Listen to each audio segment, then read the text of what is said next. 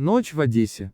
Сара, внезапно проснувшись, толкает локтем в бок мужа. Мойша? Я слышу, там в углу скрипит мышь. Мойша недовольно отвечает. Так и шо? Я теперь посреди ночи должен вставать и идти ее смазывать. Мать спрашивает Вовочку. Зачем ты читаешь книгу о воспитании детей?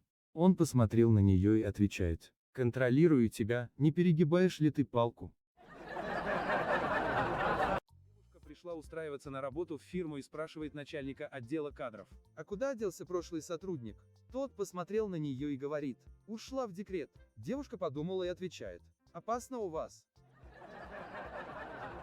У семьи золотая свадьба, собрались гости, и тут у мужа спрашивают. Семен Маркович, вы с супругой недавно отпраздновали золотую свадьбу. Скажите, как вам удается столько лет преодолевать семейные конфликты? Тот подумал и отвечает. Когда я и моя жена расходимся во мнениях, мы обычно поступаем так, как хочет она. Сарочка называет это компромиссом. Общаются две подруги. Первая рассказывает. Сара, а ты знаешь, что мой муж умер сразу после свадьбы? Вторая отвечает. Как жаль беднягу, но хоть повезло, недолго мучился.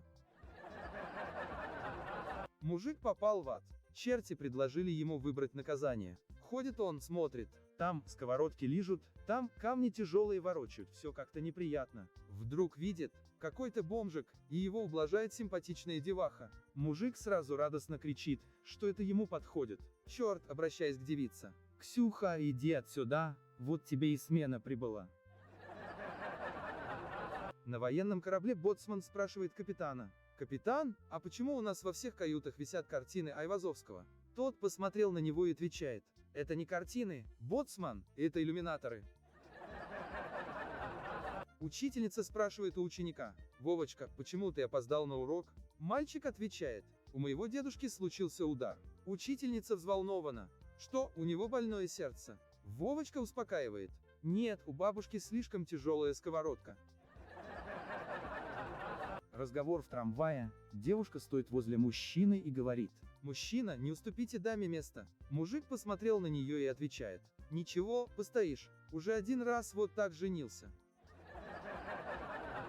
Идут два мужика, один другому говорит. «Вчера был на дне рождения, ел селедку под шубой». А другой посмотрел на него и говорит. «Да, ты и в армии хлеб под одеялом жрал».